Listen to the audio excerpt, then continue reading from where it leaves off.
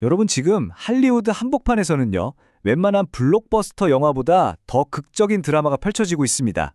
거대한 미디어 제국, 워너브라더스 디스커버리가 수십억 달러가 오가는 거대한 싸움의 중심에 섰는데요. 야망과 권력, 그리고 시장 전체를 충격에 빠뜨린 한 결정에 대한 이야기 지금부터 시작합니다. 자, 이 모든 미스터리를 촉발시킨 단 하나의 질문. 모든 상식을 뒤엎는 듯한 질문이 바로 이겁니다. 도대체 어떤 회사가 무슨 생각으로 1,080억 달러, 우리 돈으로 무려 140조 원이 넘는 제안을 거절할 수 있을까요? 네, 믿기지 않으시겠지만 이건 실제로 일어난 일입니다. 이건 그냥 신문에 날 법한 얘기가 아니에요. 워너브라더스 디스커버리 이사회가 바로 그 회사의 주인인 주주들과 정면으로 맞붙게 된 사건이고요. 이 수수께끼의 결과에 따라 회사의 운명이 통째로 바뀔 수도 있는 정말 중대한 사건이죠. 자, 그럼 이 수십억 달러짜리 미스터리, 대체 어떤 이야기인지 제대로 한번 파헤쳐 보겠습니다. 먼저 이 판이 얼마나 크고 또 어떤 선수들이 뛰고 있는지부터 알아봐야겠죠. 일단 이 판이 얼마나 큰지부터 감을 잡아야 하는데요. 2025년 말 기준으로 워너브라더스 디스커버리의 시가총액이 얼마였냐면 무려 714억 1천만 달러였습니다. 어마어마하죠? 근데 이 숫자 잘 기억해 두세요. 왜냐하면 곧 나올 제안들을 보면 이 돈이 오히려 작아 보일 정도거든요. 자, 그럼 이 거대한 먹잇감을 두고 과연 누가 어떻게 싸움을 시작했는지 한번 보시죠. 할리우드의 왕자를 건 싸움이 막 시작됐습니다. 먼저 포문을 연 건 역시 스트리밍의 절대 강자, 넷플릭스였습니다. 12월 5일에 아주 영리한 제안을 하나 던져요. 회사 전체를 다 사겠다는 게 아니라 딱 알짜배기만, 그러니까 HBO나 워너브라더스 영화사 같은 핵심 사업부만 사겠다는 거였죠. 지불 방식은 현금이랑 주식을 섞어서요. 자, 이제 넷플릭스가 한 건 했다 싶었겠죠? 그런데 바로 그때 예상치 못한 플레이어가 등장해서 이 판을 완전히 뒤집어 버립니다. 불과 사흘 뒤에요.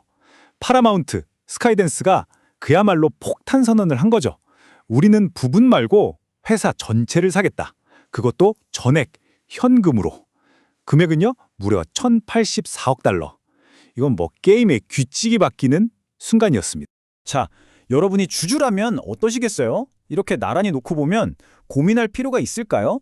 파라마운트 스카이댄스 쪽이 돈도 훨씬 많이 주고 주당 가격도 높고 심지어 전부 현금으로 준다는데 이건 뭐 당연히 파라마운트 쪽을 선택해야 하는 거 아닌가요?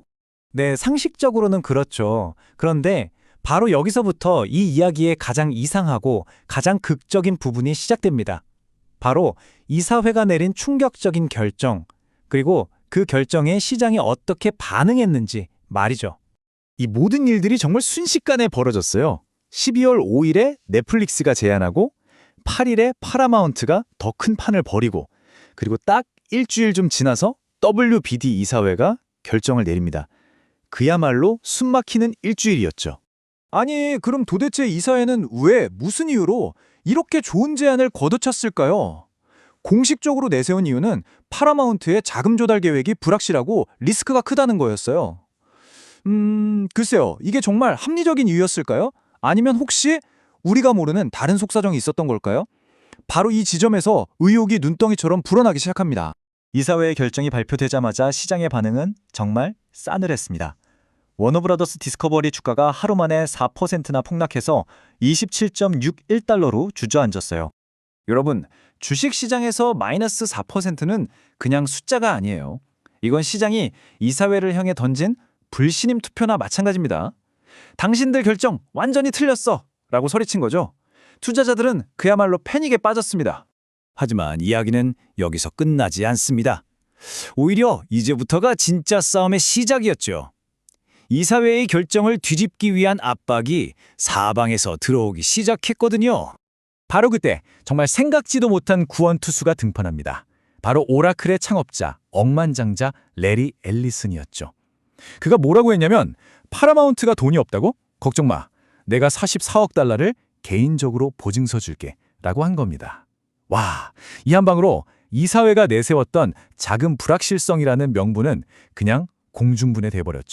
압박은 밖에서만 들어온 게 아니었어요. 이제 집안에서도 목소리가 터져나오기 시작합니다. 마리오 가벨리 같은 아주 영향력 있는 큰손 주주들이 공개적으로 우리는 이사회 결정에 반대한다. 파라마운트 제안을 받아들여라. 라고 선언한 거죠. 자, 이 모든 상황이 결국 하나의 법적인 문제로 귀결되는데요. 바로 신의 성실 의무라는 겁니다. 이게 뭐냐면 아주 간단히 말해서 회사 이사들은 자기들 생각이 아니라 무조건 주주들의 이익을 최우선으로 생각해야 할 의무가 있다는 거예요. 그런데 지금 WBD 이사회는 더 좋은 제안을 걷어찼으니 바로 이 의무를 어긴 거 아니냐는 비난에 휩싸이게 된 거죠. 결국 올 것이 왔습니다. 버거 몬테규라는 대형 로펌이 이거 그냥 넘어갈 문제 아니다 라면서 WBD 이사회에 대한 공식 조사에 착수했어요. 이제 그냥 말싸움이 아니라 진짜 법정 다툼으로 번질 수도 있는 심각한 상황이 된 겁니다. 자, 상황이 이렇게까지 왔습니다. 주주들은 들고 일어났고 법적인 조사까지 시작됐어요. 그렇다면 이제 질문은 이거겠죠. 앞으로 어떻게 될 것인가? 과연 워너브라더스 디스커버리의 운명은 어디로 향하게 될까요? 솔직히 지금으로서는 한 치 앞을 내다보기가 정말 힘듭니다. 주가는 계속 널뛰기를 할 거고 정부의 규제 심사라는 큰 산도 남아있죠. 심지어 CNN 같은 자산을 누가 갖게 될 거냐를 두고 정치권의 입김이 작용할 거라는 소문까지 돌고 있으니 정말 안갯속입니다. 앞으로의 시나리오를 좀 정리해보자면요. 단기적으로는 관련 뉴스 하나하나의 주가가 출렁이는 아주 불안정한 흐름이 계속될 겁니다. 중기적으로는 이 기나긴 인수전쟁의 승자가 결정되겠죠? 그리고 장기적으로 봤을 땐 누가 이기든 그게 끝이 아니에요. 그 이후에 회사를 어떻게 잘 합치고 키워나가느냐가 진짜 성공의 관건이 될 겁니다. 결국 이 모든 이야기는 단순히 돈 계산만으로는 설명이 안 돼요. 한 매체가 아주 멋지게 표현했더라고요. 이건 바로 거대한 기업 권력과 그 뒤에 숨겨진 의도, 그리고 어마어마한 잠재적 수익이 얽히고 설킨 아주 매혹적인 수수께끼라고요.